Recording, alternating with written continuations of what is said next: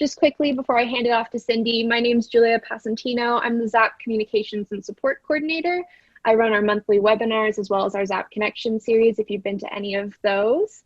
Cindy Lerick is going to be with us today and she's going to be leading the webinar. If you have any ZAPP questions you want to ask, I'm more than happy to answer those at the end, or I can jump in as needed if there are kind of ZAPP one-off questions that can only be answered by me. So I'm going to pass it off to Cindy. Hi, everyone. Welcome. Like Julia said, my name is Cindy Lerick. A little bit about me. I became an arts administrator accidentally.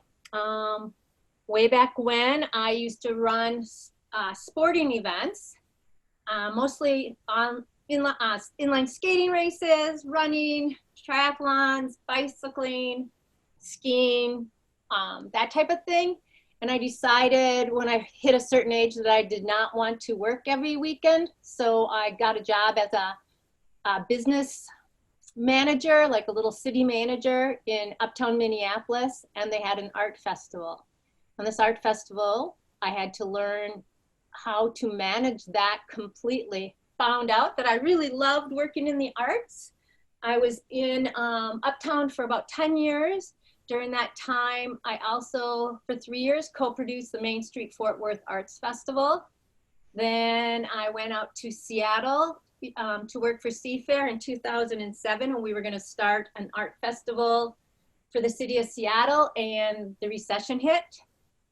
So I took another job in 2009 in St. Louis, stayed there at the St. Louis Art Fair till 17, left for 2 seasons, did Sausalito, and went back to St. Louis to help them manage as they looked for a new executive director. And now I spend my time consulting with different events, different art fairs, looking at things right now. I'm working as a consultant with a couple of shows, St. Louis, Art Fest Fort Myers, and Lubick Arts Alliance in Texas. And so Julia had asked me to talk about the application and how to draw and get artisans. How I start out, and as you saw, I've done quite a few different art festivals, and I've been the executive director, and they've been very small staff, which means I've also been pretty much the producer too. But when I get into a new market, the first thing I do to look to see how I want to recruit those artisans is I look to see the last few years of where we've been. So the nice thing about ZAPP, if you've been on ZAPPlication for a while, you can download and cross-reference where your artists are. You can see if your applications are going downhill. You can see kind of that history of what's happening. So when I'm starting a new position, I do that right away. I go in and I look. I look at like, wow, why did we only have 500 applicants last year when 5 years ago we had 1,000? What happened between that 5-year span? Was there bad weather every year? Did we change our marketing? Did the event become complacent? We do okay, don't really need to reach out, don't think I want to be any better, I'm comfortable with that. And I really look through that piece of it. And then the next step, once I have internally where I've been, externally, I'm gonna look at what's around me. And there are so many places you can look to apply to art fairs. And I am now going to be the artisan. And I'm just gonna share my screen. We're gonna go through some of these. And yes, you're gonna see my picture because it's the first one that's up there right now. So what I'm gonna do here is I am going to just go down to the events list. And I'm gonna decide, like, who do I wanna look like? What is a show that I wanna look like? And I'm gonna say, when I was in Uptown, the show I really wanted to look like was either Cherry Creek, St. Louis Art Fair. Uptown Art Fair, when I started, was in 1997. We had maybe 1,000 applicants, and we had 600 spaces, and we did not have a clientele that could support 600 artisans. So I knew right away for me to look at something and get better artists, I needed to pattern myself after somebody who I thought was respectful. So I looked at the St. Louis Art Fair. And back then, we didn't have these kind of tools. I literally had to call the St. Louis Art Fair and say, hi, my name is Cindy. I'm new with the Uptown Art Fair, and I want to look like you. Would you send me your application, please? And then get it in the mail and have to go and do this stuff. Well, now you can look, and you can look at their application process. You guys can see this, correct? Yeah, okay. And you can see the general information. You can see who they are. You can see what they need. You can see how their booth is set up. You can see if you're having problems with collaborating artists. You can see everything on here. You see the rules for on-site. I mean, pretty much gives you everything you need. You can see that they have average sales of 10,000. They had a jury pool in 2019 of 1,014, and they selected 151. So it kind of tells you things that they look at. And I would take this, and I'm like, wow, now I would go into their actual website,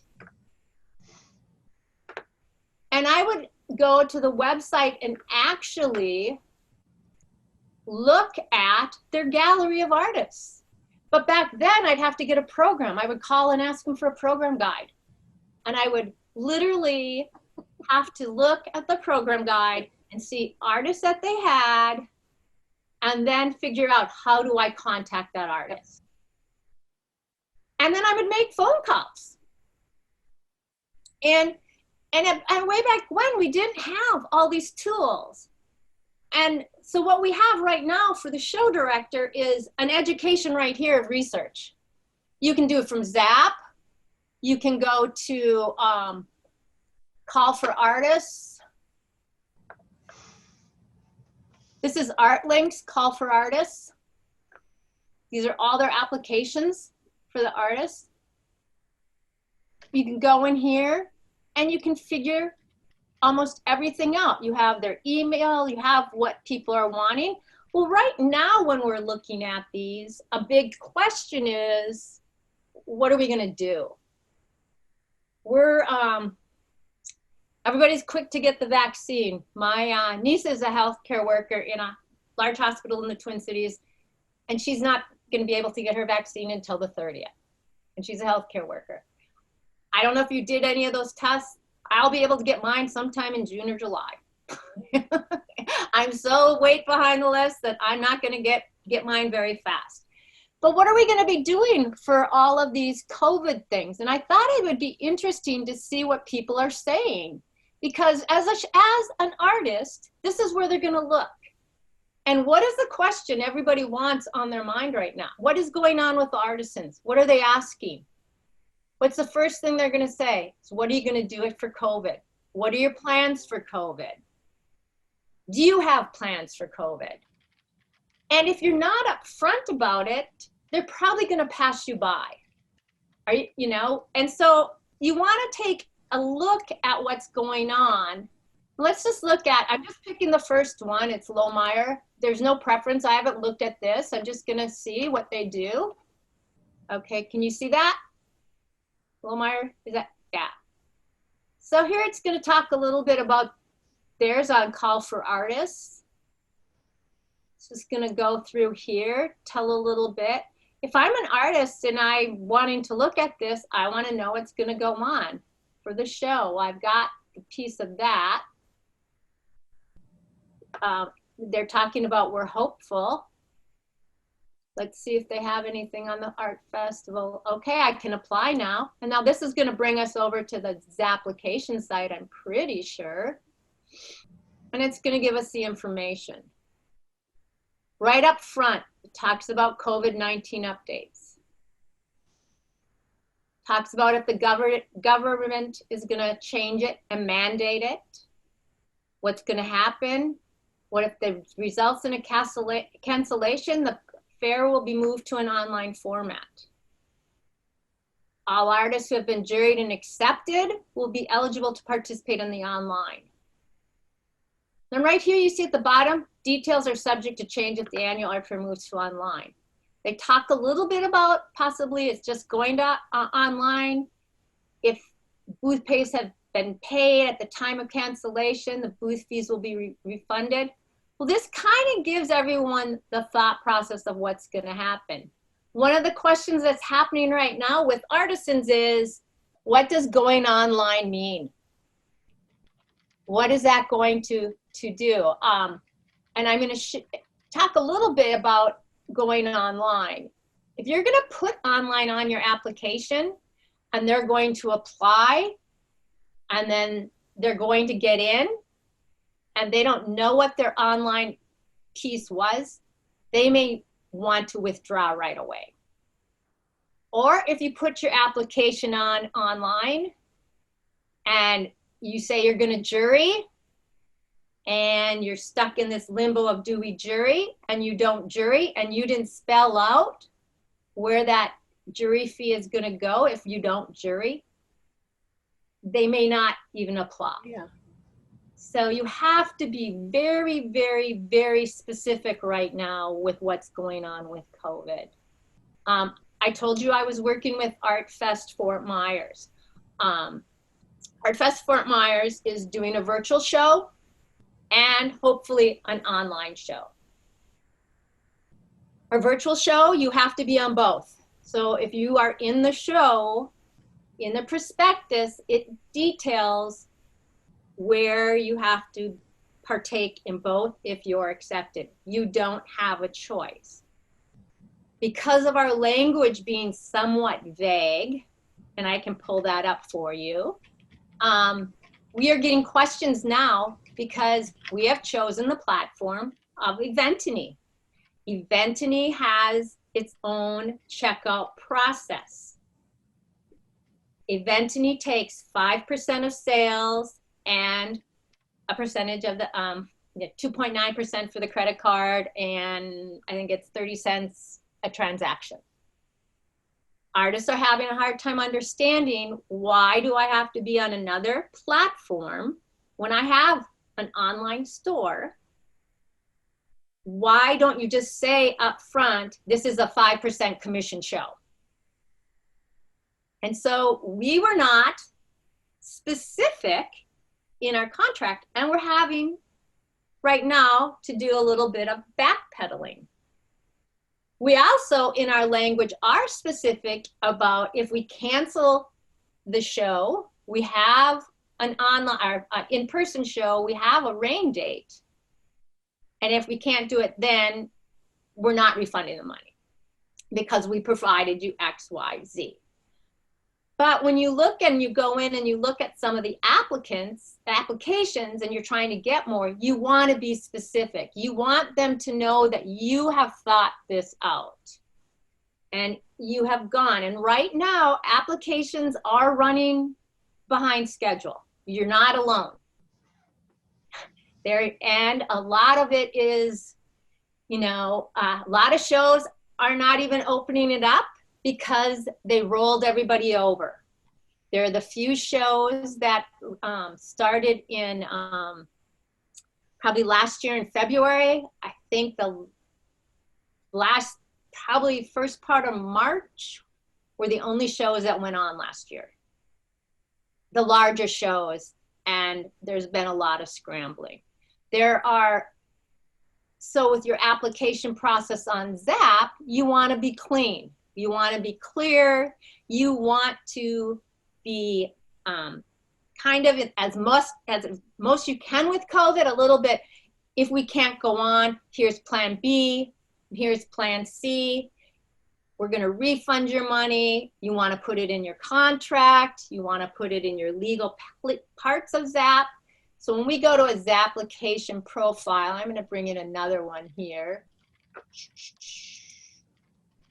I am going to go bring up, I'm going to bring up Art Fest Fort Myers. We're going to walk through that a little bit. And again, I'm just using ones that I'm just pulling out. I have got, this is for some of them, Art Fest Fort Myers, it's not the first time, but for some of them, I just looked at them just as I did with you. All right. So right away, you see the message to the artisans of what's happening with COVID. Pretty much, they talk about how they're gonna go through that piece of it. But as you go down, they talked a little, they bring up COVID quite a bit. And then they start talking about ArtFest at home and why that's gonna work, and you have to be involved. And they talk about how they're gonna promote it. I kind of wanna go to where we're getting down to is the deadline. So they have their last date of withdrawal to get without forfeiting their booth fee is on the 20th. So right now they're going through a lot of these questions, and that's why I think it's really good that we can see what they are doing. And they talk about everything here, talking more about their rules, categories, and they go into where artists may withdraw and receive, but you know, their booth fund, less $75, it's up front. Goes some more, you know, they talk a lot and they give it. And then if you read in their legal, and you want to like really read these legal pieces that you put in here.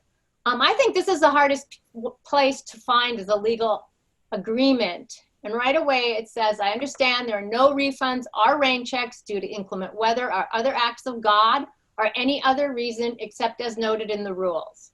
So up front, they're saying there's no refunds. There's no refunds for anything, weather, anything. They spell it out. And the part of that that's really good is it's going to bring those artists that want to.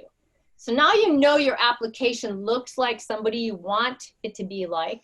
You have, how do you go out and reach for them? Well, right now, when I went to Sausalito, we only had artists on the West Coast. And Sausalito Art Festival went from 2009 or 10, they had 1,200 applicants, to 2017, they had 450. Something's going on. Their booth fees went up dramatically. And we're art fair promoters, we're art fair administrators. A lot of times when we're in that budget crunch, we can't get sponsorship. Sometimes the easiest thing to do is raise your booth fees. Well, Sausalito's went from like $1,000 to $2,000 for a booth. Whoa. Very expensive. And this is, you can go look at it. I mean, I'm not telling any secrets. Anyone can find it. And so I had to sit back as an artisan and say, why aren't artisans coming to Sausalito? Well, if I'm in the Midwest, and that information you can get where the artisans are from on ZAPP, if you look where they have email lists and e-blasts, it shows you how many people are from each area, and you can target. But so if I'm coming from the Midwest, and they're Labor Day, and they have to make a trip, and I know it takes 2 days driving time to get out there, that means a couple of hotel nights. Then I have the hotel rooms in Sausalito, San Francisco area. They're not, the cheapest room you're gonna find is gonna be on $200 to $300 a night back then. And my gas and my time and my booth fee, if I'm an artisan, I have to spend close to almost 5K just to get there to do the show and back. So I have to make 5K to make it worthy. It's a gated show. They see about 22,000 in 3 days. So you see 5,000, 7,000, maybe 6,000 those days. They also have a music festival going on. Big names. Who's really going to be buying art? And you really have to position that. So I had to go back to the board and say, we either need to drop our booth fees, drop the number of booths, or try to find ways to make it accessible for the artist to come out and sell. I also took that information that we were only getting our artisans from the West Coast. I looked at 2016 to see what shows were before the 2017 show, and followed the 16 show guides. Like, you know, artists go from show to show to show. Well, if they're on the West Coast, where were they coming from before? Were they coming from Park City?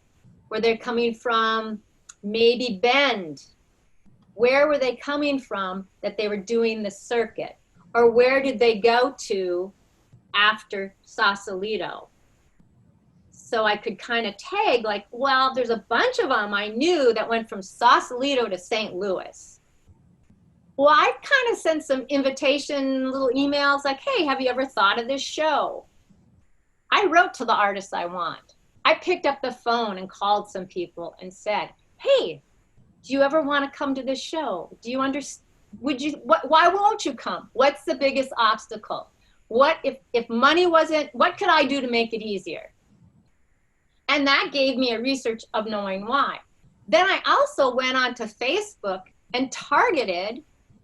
I spent, I think, $50 on a Facebook ad that targeted artisans in certain states that I wanted to get to. And we, in a year, got an increase of about, 20%. That's like 80 new artists that came and applied that hadn't applied. So we went from 400 to about 600. So it's a little bit more. But again, it was playing with knowing where they were coming from, looking at it from the artist's point of view, and really bringing it out towards their point of view and explaining and really finding that mentor or calling them up. I mean, I know I've had conversations early on when I went to Fort Worth with Siri. I called Siri, said, hi, I'm in Fort Worth. Tell me about Dallas. I didn't know Dallas. I have called Mo in Ann Arbor when I started, and it was Sherry. I mean, I would just reach out and say, hey, I'm not your competition, but I think we can blend together. So when I was in Sausalito, Carla Fox, Art in the High Desert, and Pearl, we all had a conference call. We're all on the West Coast. We're boom, boom, boom. We all decided when we were going to jury, so it didn't affect the other shows. We knew that if they got into the Bend show, I had a better success of them coming to my show if I already knew before my application deadline was who was in the show, because if they got into our show, they've got 2 shows in the West Coast 10 days apart. And we sat down and kind of said, how do you want to divide it so we're not killing each other? And it was very, very successful. In St. Louis, we have we don't come up against that many shows, but we knew we had a huge chunk of artisans that were doing Sausalito. I know there's a bunch that stay and go on to the plaza. So we kind of highlighted those just to see their journey. So I literally spend a lot of time when I'm a show director looking if I want to recruit certain artists. Say my fiber category is bad. I look all over, where are these fiber artists traveling to? What are they selling? And then I make calls to say, hey, do you know why? you don't do our show? Have you ever thought about it? Is there a reason? Did someone tell you? I've also done where I know a medium isn't doing that well at our show. St. Louis Functional Ceramics, they have a hard time. They don't have great sales. So if someone calls me and talks to me about applying, I'm honest. I'll say, yeah, I am too. It's not the best for functional ceramics. We will get them and you will make some sales, but I'll tell you, it's not like selling functional ceramics in Minnesota or Wisconsin, where it's a very, prevalent. Our show, that's not something that's very, very good. And I'll tell those artisans, well, you know what? They're not going to apply to my show, and I'm okay with that because I want them to be successful. But they're also going to tell somebody else, she just told me it wasn't that good. So she's being honest, she's authentic, and she's not lying. She's being direct about what she's doing. And with COVID coming up and what we're going through now, the more honest you are, if you don't know what's going to happen, just say, we don't know. Here is what our plan is. We're thinking about doing this. Or I've gotten a couple of questions in the last week. Would you reach out to your artisans and do a survey? And I'm like, why not? That's your stakeholder. If they don't come, what do you have?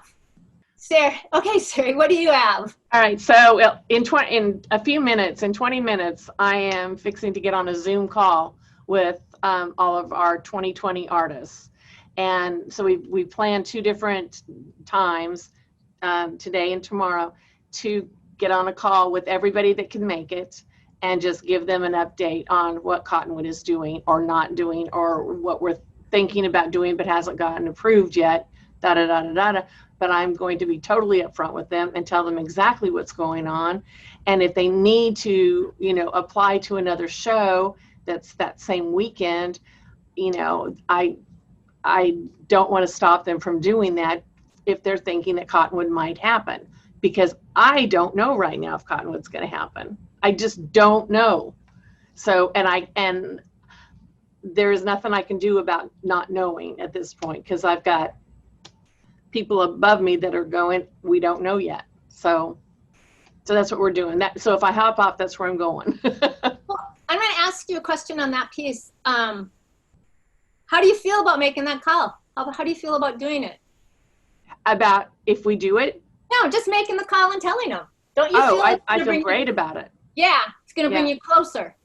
Yeah, and we have had, all through this whole time, like starting in August, we've had chats. Every other week we've had chats with artists at a certain time. It was called Coffee with Cottonwood. And we would just get, anybody could join in, and we just talk about whatever it is that they wanted to talk about. I had our social media director for Cottonwood. She did a whole lot trying to get them updated and to explain what they should be doing on social media or their websites or whatever. But so I've been in contact with them constantly. So right now I haven't been for probably a month, and I need to tell them what's going on.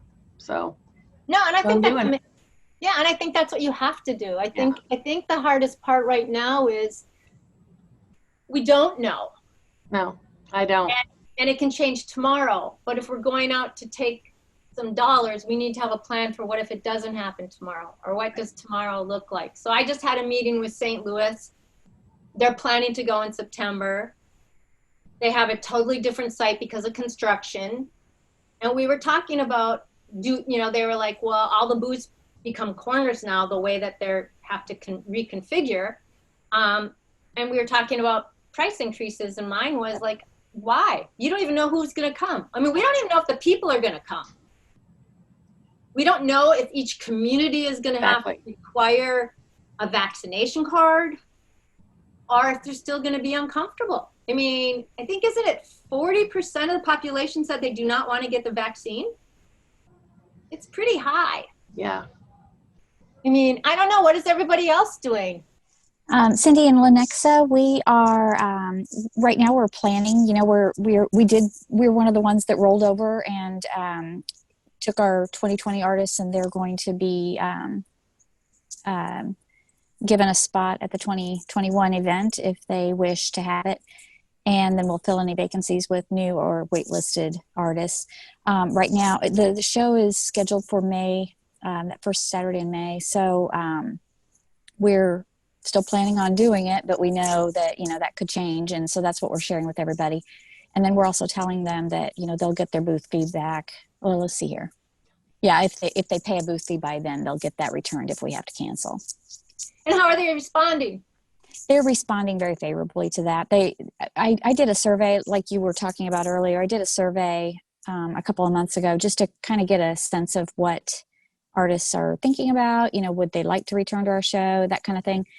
Because they were told last year that, or earlier, right when we canceled last year's show, that they would get a free spot without having to jury in this year. But I just wanted to find out whether they're feeling comfortable going to the show, and so they said, assuming that things are safe, they wanted to return for the most part. So that was really nice to hear. And that's still the feedback I'm getting. They're in the process of signing up right now. And it's going really well, but, I think they all understand that, that we'll do what we have to do, and then we'll make good on, if we've already taken their booth fee money, we'll refund that if we have to. I'm interested in what you all are working on, what the people are working on with their virtual options, because we just don't have that in place. So, that's not really part of our plan right now, but I'm interested in that though. Virtual, who on here is doing virtual? Can you raise your hand? Just where are you from? I'm from Birmingham, and I work for Magic City Art Connection and Moss Rock Festival. I am the artist coordinator, so I'm not the director. But it's interesting listening to you as directors and your best practices, and so I can take that back to our director, who is Eileen Koonsman. Well, thanks for coming to the call. Yeah, no problem. So we are doing virtual. We were, I think, Eventny's second virtual event back in April, and we had a very low response. That's a choice for our artists. It's not a mandatory. So going forward to our fall festival, we've used Eventny again, but it was a choice, and it wasn't a mandatory. It wasn't an either or it's like we all actually opened it up to some other artists too, outside of our core of exhibiting artists. We did our event in the fall, and it went really well. An interesting statistic from our numbers was our, what's it called? Our visitation, what am I trying to say? Our audience was 1/3 what it would normally be, but our artist sales were the same, actually a few $1,000s more. That's awesome. And we had the same amount of artists as last year. So that's an interesting thing. But I am noticing, as we're in the process now for Jury 2 for Magic City Art Connection, this time last year I had 2/3 more applications than I do right now. I mean, our applications are really down. And that's a big concern. Yeah, I feel like I need to just be focusing my job on that. I have other things I have to do as well in my job. But I feel like I just need to be calling artists and asking, the wise. Are they waiting until next year? Are they just all going to put in late applications? Like, what are they going to call me in May? I mean, I'm sorry, in March, asking if I still have spots for the April show. I don't know. It's a little bit nerve-wracking. I think that's a big part. I think people are waiting. In the virtual, people were talking about the virtual piece of it. I don't know if any of you are old enough to remember when we made the switch to ZAPPlication. Oh yeah, I am. Julia, how many years has ZAPP been around? I want to say like 2003-ish would have been around when it was created. Yeah. So when we made that virtual, the virtual show and the virtual platforms sort of remind me of application processes way back when. Everyone had a different application process. Everyone did 1,000 different things. ZAPPlication, you still can do 1,000 different things, but we have one platform that we can branch off to do our own show, which keeps it consistent. When you think there's 80,000 artisans on ZAPP, and there's 900 events. With the virtual, people are doing their own virtual, they're doing the Eventany platform, they're creating a virtual world, more of a gaming concept. It's all over the board. Then the artisans, now remember, pandemic stopped in March, started in March and still going. Many of the artisans have created their own online presence, and they really have focused on that because of demand that they had to. They needed to make money, and to do that, they had to sell their goods. And so when we go on to all these different virtual shows, we'll have one that has a specific platform that you have to use this site for a general checkout. Then you have another platform where you do another general checkout, and then they have their own pay program. And that's, I think, the weirdness of it is where virtual is getting confusing for the artisans and the patrons.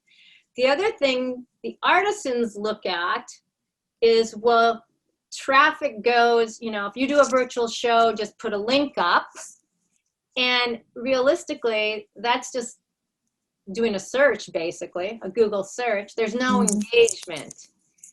Well, Eventany has the platform where they say you can engage, but the engagement still has to be from the client to going in Zoom hours or office hours, but there's not any control or instantaneously engagement unless you can create that.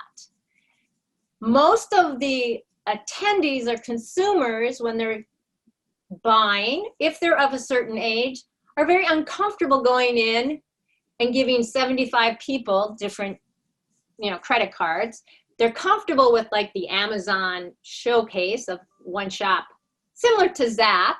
In the old days, you'd apply to 40 shows and you'd have to write 40 checks or 40 credit cards. And now you can go to ZAPP and it goes off in one place, and you don't have to worry who has your credit card and who's gonna, could possibly breach your security. And the platforms are so all over that the artisans are having a hard time understanding how the consumer is connecting. And I think the show directors are having a hard time how the consumers are connecting. Many of our attendees don't understand what to do at a virtual art fair. They don't know, like, well, what does it mean? How do I connect? How do I talk to the artisan? Oh, I'm just looking at pictures. And if you look at most of the virtual sites, not all of them, there's not that much engagement happening. Engagement in chat for me is not as exciting as engagement person to person for me. And most of our buyers will see a piece they like, and then if they go into a booth at the festival, they talk to the artisan. They then have this desire, they love that piece and they need it more. When we're in the virtual, how easy is it when you shop? I do this. I look at like I live in northern Minnesota, it's cold, so I want a new coat, a new jacket.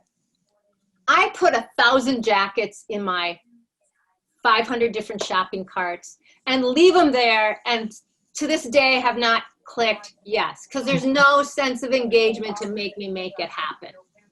And I think that's part of the virtual piece, is there's no sense of engagement, there's no call to action, and there's just not that conversation. And I think there will be a piece, there was a piece before we had COVID. Everybody had an online gallery on most of their sites for the show. You could see the websites and go and buy art from them. We directed, I know I did at St. Louis. Someone called now for holiday, we would give them a website and a telephone number and an email to get directly with that artisan. But they might have had that engagement. So there's always that piece. I don't know how we tie it all together. I just don't know. with virtual. And I think there will always be an online piece going forward. I think our shows, I think 2021 is not going to be as great. Again, the recession of 2009 and 10, it took us a long time to come out of that. I think this time it's going to take a while for shows to come out, and we're going to have to be strong and maybe scale back our expectations. Maybe focus on the things we can control. Maybe instead of having, you know, so many artists, we focus on those that we know we can control. One, we might have to do that. We might have to go to gated.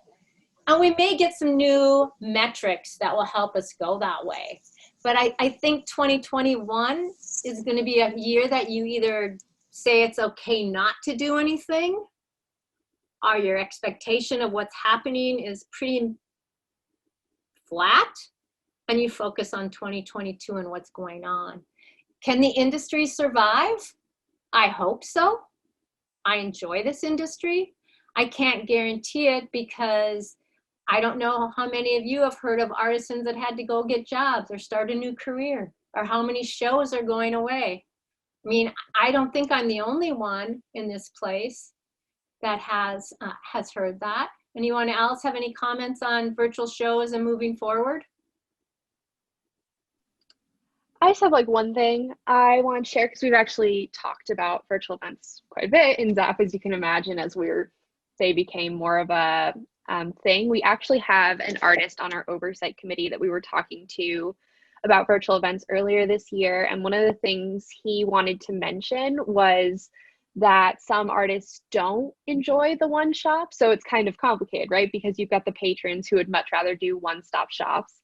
And then you've got artists who really don't want to either pay the 5% fee on Eventney, or they want to handle all sales through their site so that they can get in deeper contact with that patron, or they want that, you know, traffic going to their site so that when you look up their name, their site comes up, not, you know, this virtual event on Eventney.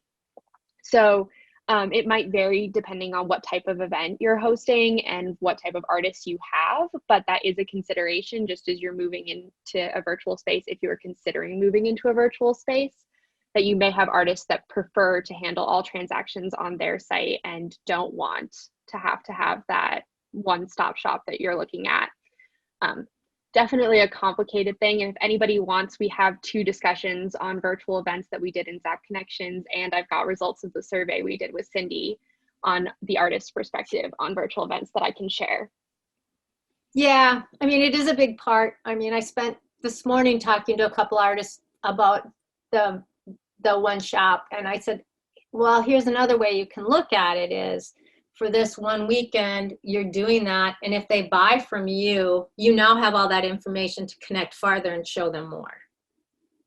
So it's kind of like if you platform, like I only have my website and that's the only way I want to do business. Or I did do business before where I did shows and my website. Well, now there's another third peg of being virtual. And if you can look at, it's not going to complete everything, but it's going to help stabilize. It might be able to, you might be able to get them to do a few things.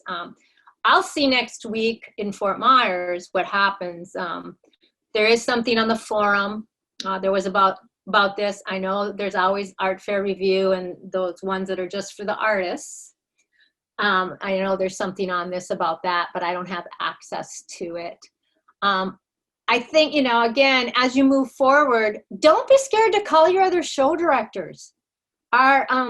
Just reach out. We're not in competition really with each other. We're all in different places. We're all doing different festivals.